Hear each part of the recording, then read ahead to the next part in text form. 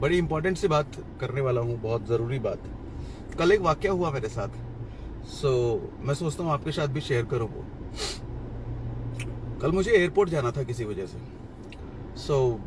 मैंने सोचा अपनी गाड़ी लेके जाऊँ, लॉकडाउन वॉकडाउन है, खामखा इंक्वायरी वगैरह हुई तो उससे अच्छा है कि कैब कर लेता हूँ। तो मैंने ओला बुक करके ओला से मैं एयरपोर्ट चला गया मैं। और रास्ते में जब मैं जा रहा था तो मुझे उस ओला वाले भैया से बातचीत होने लग गई। अक्सर ऐसा होता है कि बातचीत होने लग जाती है। तो बातचीत के दौरान मुझे ऐसी ऐसी चीज़ें उन्होंने बताई जिसकी वजह से मुझे एकदम अजीब सी फीलिंग होने लग गई। और हम जैसे लोगों के लिए जो डायरेक्ट सेलिंग में हैं, उनके लिए एक अलग सी ही प्राउड मोमेंट या भगवान का स्पेशल आशीर्वाद वाली फीलिंग मुझे आने लग गई।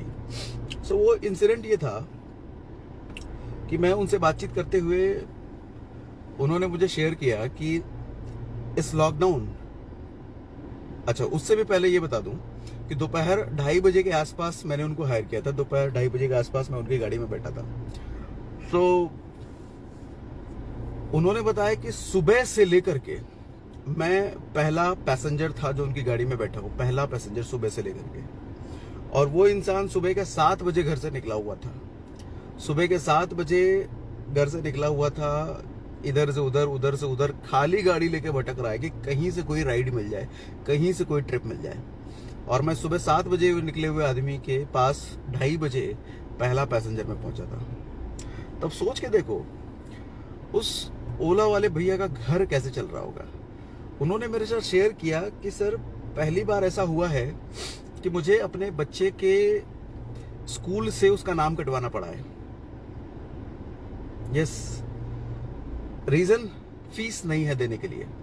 ऑल्दो घर से क्लास चल रही है, लेकिन घर से क्लास चल रही है फिर भी स्कूल वाले तो पूरी फीस लेते हैं, वो तो डिस्काउंट करने वाले नहीं है। अब सोच के देखो, जिस बाप को पैसे की कमी की वजह से अपने बच्चे की एजुकेशन बंद करवानी पड़ी, स्कूल से नाम कटवाना पड़ा, उस बाप के साथ कितनी बड़ी मजबूरी रही होगी। आदमी ना कई बार अपने शौक में, खाने पीने में, रहने वहने में कॉम्प्रोमाइज कर लेता है, लेकिन अपने बच्चों की एजुकेशन में कॉम्प्रोमाइज नहीं करता। एक ढंग का बाप, एक अच्छे दिल वाला बाप जो अपने बच्चों के लिए सोचता है, वो एजुकेशन में कॉम्प्रोमाइज नहीं करता अपने बच्चों के। अब सोच के देखो कितनी बड़ी मजबूरी रही होगी जिस लॉकडाउन में उस आदमी को अपने बच्चे का नाम कटवाना पड़ा स्कूल से, क्योंकि फीस नहीं है देने के लिए। अब कैसे होगा सोच के देखो ना। आधा दिन गुजर जाता है और उसको एक पैसेंजर मिलता है। मैं उससे बात कर रहा था, मैं पूछ रहा था इन दिनों क्या हाल चल रहा है, अभी निकल रहे हो घर से या घर में ही रह रहे हो। तो कह रहे सर हमारा तो काम ऐसा है कि घर में रहेंगे तो फिर खाने के लाले पड़ जाएंगे, पैसे कहाँ से आएंगे, घर में खाना कैसे बनेगा। तो हमारी तो मजबूरी है निकलनी, तो निकलना उनकी मजबूरी है, निकलेंगे। लेकिन मैं पूछ रहा था कितने पैसेंजर हो जाते हैं पूरे दिन में। तो वो कहते हैं सर कभी 5 हो जाते हैं, कभी 4 हो जाते हैं, कभी 3 हो जाता है। कुछ दिन ऐसे भी बीते हैं पूरे दिन भटकने के बाद एक पैसेंजर नहीं मिला है, पूरे दिन भटकने के बाद एक भी पैसेंजर नहीं मिला। अब सोच के देखो किस तरीके से महीना, किस तरीके से दिन चल रहा होगा उस ओला वाले ड्राइवर का। और सिर्फ उसकी ही नहीं, ऐसे मुझे लगता है कि हजारों लाखों ड्राइवर्स की, ओला जो चलाते हैं गाड़ियां, उनकी स्टोरी है वो। और सिर्फ ओला ही क्यों, आज के टाइम में देखो ना आप, जो दुकानें चलाते हैं। अब मैं जिस जगह पे रहता हूँ वहाँ पास में फ्राइडे मार्केट लगता है। फ्राइडे मार्केट में क्या होता है कि सभी सब्जियां वाले एकदम फ्रेश सब्जी लेकर के वहाँ पे मार्केट लगाते हैं। महीना भर हो गया वहाँ पे कोई फ्राइडे मार्केट नहीं लगा है। अब सोच के देखिए, ऐसे कई जगहों पर वो एवरीडे कहीं ना कहीं वो सब्जी वाले मार्केट लगाते हैं, कहीं उनका मार्केट नहीं लग रहा। किस तरीके से चल रहा होगा उनका घर। और ये तो सब्जी वाला वो है जो जिनको मैं देख रहा हूँ उनके बिजनेस को ठप होते हुए। ओला वाले से बात किया तब उनकी सिचुएशन समझ में आई। ऐसे कितने बिजनेसेस हैं, ऐसे कितने लोग हैं जिनका ऑक्यूपेशन खत्म हो चुका है, सोर्स ऑफ इनकम खत्म हो चुका है, जिनको हम नहीं जानते, हम और आप नहीं जानते। और वहीं सेम चीज, उसकी जो स्टोरी मैं सुन रहा था, एक तरफ मुझे तो बहुत दुख हो रहा था, बुरा लग रहा था, लेकिन दूसरी साइड मुझे एक अच्छी फीलिंग उसके लिए भी थी, उन लोगों के लिए थी जो हमारे साथ डायरेक्ट सेलिंग इंडस्ट्री में जुड़े हुए हैं। अब क्यों उनके लिए अच्छी फीलिंग थी, जैसे अगर मेरी ही टीम का मैं एग्जांपल लूं, हमारी टीम में कई ऐसे बैचलर बच्चे हैं जिनकी इनकम पिछले महीने भी, यानी कि ये मई का महीना है, अप्रैल के महीने का भी पे आउट उनका 40,000 रुपए, 50,000 रुपए, 60,000 रुपए उनके पास आया है। हमारी ही टीम के बच्चों की बात कर रहा हूं, उनके पास आया है।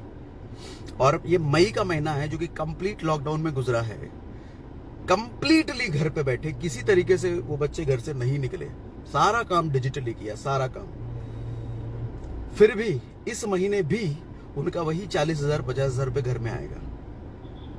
अब मेरी बात समझने की कोशिश कीजिए, मैं ये नहीं कह रहा कि 40,000 50,000 उन बच्चों के घर में आ रहा है तो बहुत करोड़पति हो गए, वो कहना नहीं चाह रहा। मैं कहना वो चाह रहा हूँ कि वो जो बैचलर बच्चे हैं, उन बच्चों की जरूरत घर की कम है। 25,000 30,000 में उनका घर चल जाता है, 40,000 में उनका घर चल जाता है।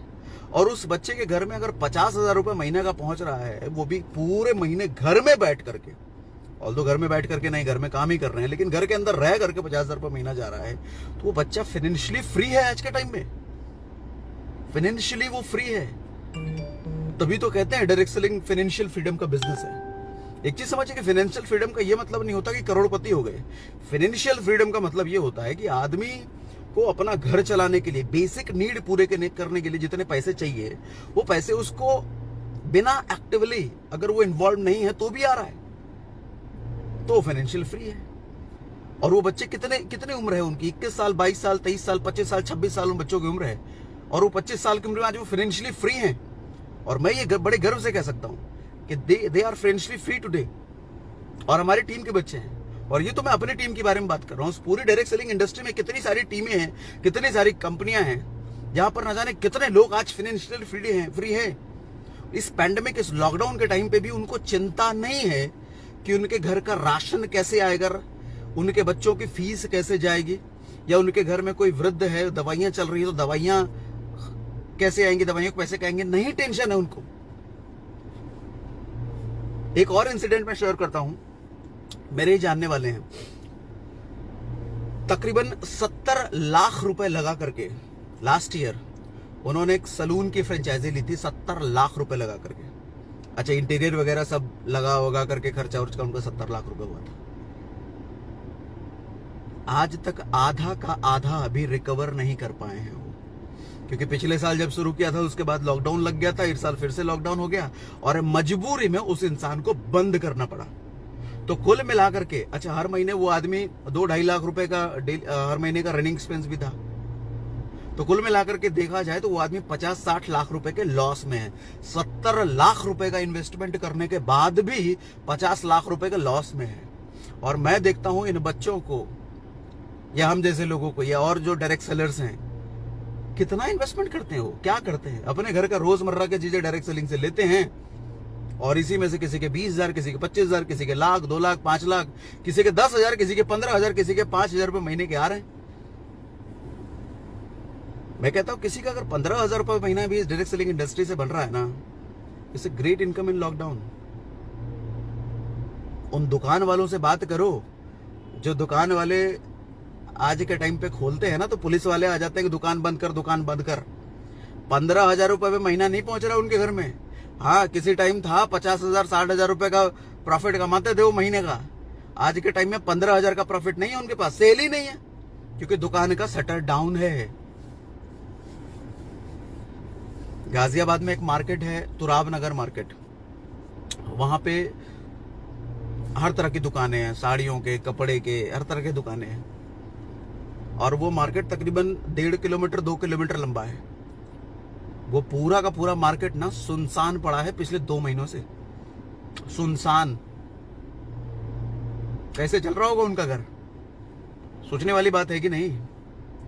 और वही कुछ लोग यूट्यूब पे, मैं कुछ वीडियोस देखता हूँ, डायरेक्ट सेलिंग तो ऐसी है, डायरेक्ट सेलिंग वैसी है, ठगती है, बेवकूफ बनाती है। ये लोगों को देख करके मालूम क्या लगता है मुझे, जैसे किसी स्टेडियम में, प्लेग्राउंड में ये एक साइड बैठ करके गेम देख रहे हैं, और वो उस साइड से सिर्फ बॉलर उनको पास दिखता है, बैट्समैन तो बहुत दूर दिखता है, क्योंकि दूसरे साइड वो बैट्समैन है। तो उनके हिसाब से बैट्समैन तो उनको दिखता नहीं है, बैट्समैन तो उनको चेहरा दिखता नहीं है, तो उनके हिसाब से मेजर प्लेयर उस प्लेग्राउंड में तो बॉलर ही है। क्योंकि दूसरे साइड का सिचुएशन तो उनको दिखता ही नहीं है। दूसरे साइड में कौन प्लेयर कहां कैसा क्या कर रहा है वो तो बहुत दूर खड़ा है। तो डायरेक्ट सेलिंग पर वीडियो बनाने वाले, डायरेक्ट सेलिंग पर वो लोग बोलने वाले, उन पर मुझे ऐसे ही तरस आता है कि ऑलवेज वो सिर्फ एक पिक्चर देखते हैं, अपने साइड का पिक्चर। अरे उन लोगों से बात करो डायरेक्ट सेलिंग में जो पैसे कमा रहे हैं, जो इस पैंडेमिक के टाइम पे भी घर पे रह करके ना 10,000 रुपए, 15,000 रुपए, 20,000 रुपए बड़ी इनकम है सर आज के टाइम में किसी के घर में जा रही है। तो आज मुझे फक्र होता है बीइंग अ डायरेक्ट सेलर, और जिस कंपनी में हूं मैं फक्र से कहता हूं कि इस कंपनी में हूं, मैं ओके लाइफ केयर में हूं। आज अगर डायरेक्ट सेलिंग की ही सिचुएशन की बात करूं ना, मैं डायरेक्ट सेलिंग की ही बात करूं, तो डायरेक्ट सेलिंग में ही, चूंकि मैं लगभग जितनी भी अच्छी कंपनियां हैं सभी कंपनियों में मेरे जानने वाले लोग हैं, तो उनसे मेरी बातचीत होती रहती है। तो सिचुएशन क्या है आज डायरेक्ट सेलिंग की भी मैं बता देता हूं। डायरेक्ट सेलिंग में भी अब देखो, बिजनेस तो सबका डाउन हुआ है, ट्रेडिशनल वाले डाउन हुए तो क्या डायरेक्ट सेलिंग डाउन नहीं होगा? अल्टीमेटली डायरेक्ट सेलिंग के भी कंज्यूमर, हर कोई डायरेक्ट सेलिंग तो अभी पैसा नहीं कमा रहा। जो शुरुआत में आए वो पैसा नहीं कमाने लग गए, है ना। शुरुआत में लोग पार्ट टाइम में शुरुआत करते हैं, लेकिन मेन सोर्स ऑफ इनकम उनका कहीं किसी दूसरे सोर्स से होता है, चाहे जॉब से होता है तो दूसरे बिजनेस से होता है, तो वही उनका मेन सोर्स ऑफ इनकम होता है। तो जब वो main source of income disturb होता है तो ये वाला भी डिस्टर्ब होगा, है? तो इसी तरीके से एक बड़ी लॉबी जो कि कंज्यूमर मार्केट है डायरेक्ट सेलिंग का, कंज्यूमर्स हैं, कंज्यूमर बेस है, जिसकी वजह से डायरेक्ट सेलिंग बिजनेस भी चल रहा है, वो डिस्टर्ब होते हैं तो फिर डायरेक्ट सेलिंग बिजनेस भी डिस्टर्ब होगा नहीं। और कहीं ना कहीं ट्रैवलिंग, कम्यूट करने की दिक्कत हो, डिस्ट्रीब्यूटर्स को इधर उधर टीम से मिलने जुलने की दिक्कत हो, मीटिंग सेमिनार्स की दिक्कत हो, तो बिजनेस डाउन होगा। वो हुआ भी है, हमने लास्ट लॉकडाउन में देखा, इस लॉकडाउन में भी। डायरेक्ट सेलिंग की सिचुएशन बताता हूं। मुझे लगभग कंपनियों में ना इस वक्त, पिछले महीना अप्रैल था, अप्रैल की जो क्लोजिंग की है ना, और बड़ी बड़ी कंपनियों की बात कर रहा हूँ, छोटी मोटी कंपनियां तो डायरेक्ट सेलिंग की आज के टाइम में खत्म हो चुकी है, बर्बाद हो चुकी है। जो ऊट पटांग प्रोडक्ट बेचने वाले या कपड़ा बेचने वाले या ऊट पटांग चीजें बेचने वाले, जो डायरेक्ट सेलिंग गाइडलाइंस के अगेंस्ट काम करती हैं, बहुत सारी ऐसी कंपनियां जो अगेंस्ट काम कर रही हैं, आईडीएसए के नॉर्म्स के गाइडलाइंस के अगेंस्ट काम कर रही हैं, उनका धंधा तो खत्म है। लेकिन जो जेन्युइन कंपनियां हैं जो गाइडलाइंस के अगेंस्ट नहीं है, वो साथ काम कर रही हैं, गाइडलाइंस के अकॉर्डिंग काम कर रही हैं, उनकी भी सिचुएशन बता रहा हूं। अप्रैल में जो उन्होंने क्लोजिंग करी थी ना, दे आर स्ट्रगलिंग कि हम अप्रैल के बिजनेस को भी मीट कर लें इस महीने में। दे आर स्ट्रगलिंग, 30%, 40% लॉस में है। और जब कंपनी लॉस में है 30%, 40% इस महीने, तो सोचो उन कंपनियों के डिस्ट्रीब्यूटर्स, लीडर्स का क्या होगा। ऑफ कोर्स वो भी लॉस में है, उनका भी पे आउट गिरा नहीं। तो 30%, 40% बिजनेस डाउन में है अप्रैल से मई में। अप्रैल से कंपेयर करो मई में, तो 30-40% डाउन में है। वहीं मैं मेरा बिजनेस देखता हूं, हमारी टीम के बच्चों का बिजनेस देखता हूं, तो मालूम सिचुएशन, रियलिटी क्या है। हम 30-40% डाउन में नहीं है, और मैं ये नहीं कह रहा कि हमारा बिजनेस 50% डबल हो गया, ऐसा भी नहीं है, बट हम एटलीस्ट 10%, 15% प्लस में हैं। या जो लोग प्लस में नहीं हैं तो वो बराबर में हैं, पिछले महीने के बिजनेस को रिटेन कर पा रहे हैं। इसका रीजन क्या मालूम? बड़ा रीजन है, बताता हूं। आप में से बहुत सारे लोग जो कंफ्यूज रहते हैं ना, सर मैं इस कंपनी में काम कर रहा हूं, कंपनी सही है कि नहीं, स्विच कर लूं, क्या कर लूं, या कौन सी डायरेक्ट सेलिंग कंपनी में जाऊं। अभी देखो उसका भी जवाब आपको दे देता हूं। मैं किसी कंपनी की कभी बुराई नहीं करता, तो अभी भी नहीं करूंगा, कभी नहीं। वो हमारे संस्कार नहीं है किसी भी कंपनी की बुराई करना, चाहे हम कहीं भी रहें, और किसी को करना भी नहीं चाहिए। बट समझिए, मैं अभी जो समझाने जा रहा हूं मैं आपको, जो कोई भी बिजनेस का राजा कौन होता है मालूम? कोई भी बिजनेस का राजा होता है कस्टमर, कंज्यूमर। अगर आपके प्रोडक्ट से कंज्यूमर खुश है तो आपका धंधा कभी डाउन नहीं हो सकता। अच्छा, कंज्यूमर खुश है, उसके खुश होने के कुछ पैरामीटर्स होते हैं। जैसे वो जिस चीज के लिए पैसे दे रहा है ना, सबसे पहली चीज तो उसको उतनी वैल्यू मिलनी चाहिए जिस चीज के लिए वो पैसे दे रहा है, और दूसरी चीज, जितने पैसे वो दे रहा है उतनी वैल्यू या उससे प्लस में उसको वैल्यू आ जाए, मिल जाए, तो फिर मजा आ जाता है। अच्छा, और जितने वो पैसे दे रहा है, जितना उसका रेगुलर बजट रहता है, डायरेक्ट सेलिंग में आने के बाद भी वो बजट हिलना नहीं चाहिए। डायरेक्ट सेलिंग को कुछ लोग आटपटे नजर से क्यों देखते हैं? वो टोपी पहनाने वाला धंधा क्यों कहते हैं? क्यों मालूम? क्योंकि होता है ऐसा कि हम 10 रुपए की चीज 15 रुपए में बेचते हैं। क्यों भैया? डिस्ट्रीब्यूटर्स को कमीशन बांटना है। 10 रुपए की चीज 20 रुपए में बेचते हैं। और ऐसा भी है भैया 10 रुपए की चीज 100 रुपए में बेचते हैं, क्योंकि डिस्ट्रीब्यूटर्स को कमीशन देना है।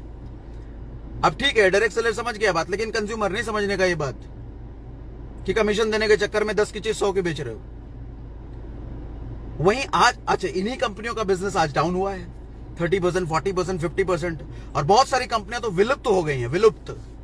क्यों भैया? ऊटपटांग प्रोडक्ट, ऊटपटांग प्राइसिंग के साथ रहोगे तो कंज्यूमर बोलेगा ना, निकलो यहां से। अच्छा, हम ओके लाइफ केयर वाले क्यों सरवाइव और क्यों अपने बिजनेस को रिटेन कर गए पिछले महीने के भी, और बहुत सारे लोग 10%, 15% प्लस में क्यों हैं? क्योंकि हम एक ऐसे प्रोडक्ट की कैटेगरी में डील कर रहे हैं। वो कैटेगरी ऐसी है जो मार्केट में जो कंज्यूमर, जो डायरेक्ट सेलर नहीं भी है ना। एक बात बताऊं, सबसे सही डायरेक्ट सेलिंग कंपनी कौन है? आप मुझसे पूछते हो ना कई बार, सही डायरेक्ट सेलिंग कंपनी कौन है? सर, सबसे सही डायरेक्ट सेलिंग कंपनी वो है जिसके प्रोडक्ट को आप इस्तेमाल करने में दुख ना हो, अगर उसमें पीवी बीवी ना मिले तो भी। एक लाइन में बता देता हूं सबसे बढ़िया कंपनी कौन है, कौन सी कंपनी ज्वाइन करनी चाहिए। एक लाइन में जवाब यह है कि सर, जिस कंपनी के प्रोडक्ट बिना पीवी बीवी के भी एक आम कंज्यूमर खुशी खुशी उसको गले लगा करके एक बार इस्तेमाल करे और रीपर्चेज के लिए फिर से डिस्ट्रीब्यूटर को कांटेक्ट करे, वो best of the best company है। बाकी कोई भी कंपनी कितना भी डिस्ट्रीब्यूशन, कितना बीवी दे रही है, कितनी बड़ी कंपनी, नंबर 2, नंबर 3, सर आज नंबर 2 हो सकती है, कल नहीं रहेगी। क्योंकि customer is a king. Customer king होता है मार्केट का, और कस्टमर को उसके मतलब की चीज, वैल्यू फॉर मनी चाहिए। अगर वो पैसा दे रहा है तो आप ज्यादा टाइम तक किसी को बेवकूफ नहीं बना सकते। आप ज्यादा टाइम तक किसी को non value for money value दिखा करके नहीं बेच सकते। और यही तो चैलेंज बना रहता है हमारे डायरेक्ट सेलिंग इंडस्ट्री में। सर, रीपर्चेज नहीं होता हमारी टीम में, रीपर्चेज नहीं होता। रीपर्चेज कैसे करा? मैं जब वीडियो बनाता हूं ना, तो वीडियो में इन दिनों तो मैंने यूट्यूब पर रेगुलर वीडियोस पब्लिश करने शुरू कर दिए हैं 1 साल के बाद, क्योंकि इन दोनों मुझे थोड़ा समय मिल रहा था, तो मैंने उस समय को प्रोडक्टिव बनाने के लिए आपको फिर से ट्रेनिंग वीडियोस देने शुरू कर दिए। कई सारे आप जाके कमेंट सेक्शन में पढ़ोगे ना, सर रिपर्चेज कैसे लाएं? टीम में रिपर्चेज नहीं होती। एक बार तो किसी तरीके से ज्वाइनिंग करा देते हैं, दोबारा कोई परचेज नहीं करता, दोबारा लोग भाग जाते हैं, कस्टमर नहीं होते। सर, एक बार किसी को सामान दे देते हैं, दोबारा नहीं लेता। वो क्यों नहीं लेता? कभी पूछा ये क्यों नहीं लेता? आपकी अपलाइन तो आपको मोटिवेट कर देंगे, यार कोई नहीं होगा हमारा कस्टमर, और गाड़ी बंगला पता नहीं क्या क्या, बड़े सपने। बुरे नहीं है, सपने देखने चाहिए, मैं भी देखता हूं और सबको देखने के लिए भी कहता हूं। बट उन सपनों को दिखा करके क्या कराया जाता है? नए ढूंढो, नए ढूंढो, नए ढूंढो। अरे क्यों नए ढूंढो? कभी उसको भी सोच लो कि एक कंज्यूमर जिसको आपने अपना साबुन तेल मंजन दिया, वो दोबारा क्यों नहीं लेता आपसे? क्यों वो फिर राशन की दुकान पे लक्स और कोलगेट लेने चला जाता है? सवाल है ये सर, सवाल है, जेन्युइन सवाल है। और हमेशा नए नए ढूंढते ही रहोगे तो कब स्टेबिलिटी की तरफ बढ़ोगे? आए किस लिए हो इस इंडस्ट्री में? बड़ा सवाल पूछ रहा हूं आपसे। आए किस लिए हो इस इंडस्ट्री में? पैसिव इनकम के लिए ना, फाइनेंशियल फ्रीडम के लिए ना। सर, इस तरह के प्रोडक्ट के साथ आधे घंटे में बात करते हैं। सर, इस तरह के प्रोडक्ट के साथ कभी पैसिव इनकम पर नहीं जा सकते, कभी स्टेबिलिटी में अपने बिजनेस को नहीं ले जा पाएंगे, जिसको कंज्यूमर ही एक्सेप्ट नहीं करता। जिस प्रोडक्ट का रीपर्चेज नहीं है ना, रीपर्चेज की डिमांड नहीं है ना, नहीं चलेगा वो ज्यादा दिन। ऑलवेज नए नए मुर्गे ढूंढने पे लगे रहोगे। हाँ, मुर्गा बोल रहा हूं, बैड वर्ड है, लेकिन यही है भैया, मतलब ही यही है। MLM मैं जब जॉब करता था, साथ में करता था ये बिजनेस भी, तो मुझे कुछ लोग मजाक उड़ाते थे, अरे ये MLM वाला है। MLM का मतलब क्या? मुर्गा लाओ मुर्गा। वो ये बोल के मुझे मजाक उड़ाते थे कि MLM का मतलब होता है मुर्गा लाओ मुर्गा, नया मुर्गा लाओ। तो सर, जब प्रोडक्ट इस तरह के होंगे तो ये लाइन गलत भी नहीं है। फिर तो मुर्गे ही ढूंढे जा रहे हैं।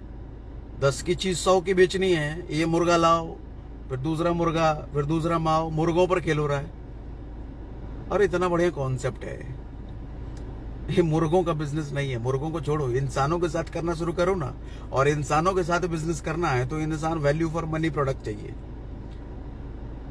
वैल्यू फॉर मनी प्रोडक्ट चाहिए। वो नहीं होगा तो फिर रीपरचेज नहीं होगा, और रीपरचेज नहीं होगा तो कभी पैसिव इनकम की तरफ नहीं जा पाओगे।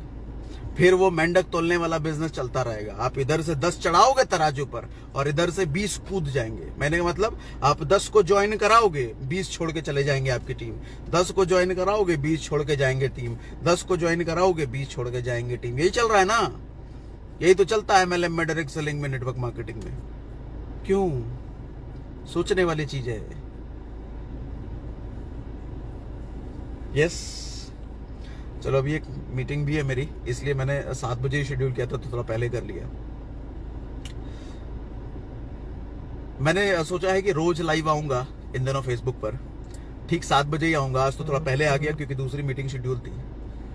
कल वापस से हम 7 बजे मिलते हैं किसी और टॉपिक पर। देखिए, कोई भी बुरा मत मानना। आप किसी ऐसी कंपनी में हो जहां पर वैल्यू फॉर मनी प्रोडक्ट नहीं है, तो डोंट फील बैड कि मैं आपकी कंपनी की बुराई कर रहा हूं। मेरी क्या दुश्मनी है किसी कंपनी से? सोच के देखो ना, क्या दुश्मनी है? मैं क्यों बुराई करूंगा? बस ये है कि हम जिस इंडस्ट्री में है ना, उसके बारे में जो बाहर बोला जाता है, मुर्गा लाओ मुर्गा जैसी चीज, टोपी पहनाने का काम, सर इट्स आवर रिस्पॉन्सिबिलिटी कि हम यहाँ पर गंदगी साफ करें, कचरा साफ करें। नहीं, जो बॉटम के 99% लोग पैसा नहीं कमा पाते हैं ना इस इंडस्ट्री में, उनको कमाने के लिए कुछ सही काम करें ताकि वो लोग भी कमा पाए। ये 99% जो फेलियर रेशियो है, इस फेलियर रेशियो को हम धीरे धीरे कम करते चले जाएं, और वो तभी होगा जब वैल्यू फॉर मनी प्रोडक्ट हम डिलीवर करेंगे। 10 पीवी बीवी के नाम पे 10 की चीज 50, 30, 20 में बेचने का काम बंद करना पड़ेगा, तभी होगा ये। मैं किसी भी कंपनी को टारगेट नहीं कर रहा, किसी भी कंपनी की बुराई नहीं करना। किसी को मेरी बात से बुरी लग रही है तो मैं तहे दिल से माफी चाहूंगा, बट ये रियलिटी है सर। ठंडे दिमाग से सोचिए जरा, क्यों मैक्सिमम कंपनियों का बिजनेस 30%, 40% डाउन हो गया अप्रैल से मई में, और क्यों ओके लाइफ केयर के लोग, हम जैसे लोगों का बिजनेस स्टेबल हो चुके, स्टेबल मोड पर है। मुझसे कोई पे आउट पूछता है ना, तो मैं बैंक स्टेटमेंट खोल करके पिछले 7 साल की इनकम एक साथ दिखा देता हूं, क्योंकि स्टेबल इनकम है, स्टेबल इनकम है। लेकिन इंडस्ट्री में आपको मैक्सिमम लोग जो मिलेंगे जो 1 साल की इनकम नहीं दिखा सकते, क्योंकि जिगजैग बहुत ज्यादा है, उतार चढ़ाव बहुत ज्यादा है। ओके लाइफ केयर में ऐसा नहीं है। मेरी बात नहीं, कोई भी ओके लाइफ केयर के डिस्ट्रीब्यूटर जो काम कर रहा है, ऐसा नहीं कि आने जाने वाले बहुत सारे लोग होते हैं जो एक्टिवली काम कर रहे हैं, उनसे मिलो, उनके 1 साल का पे आउट देखो, बहुत बड़ा जिगजैग नहीं दिखेगा आपको। हाँ, जिगजैग होगा लेकिन बहुत बड़ा जिगजैग नहीं होगा।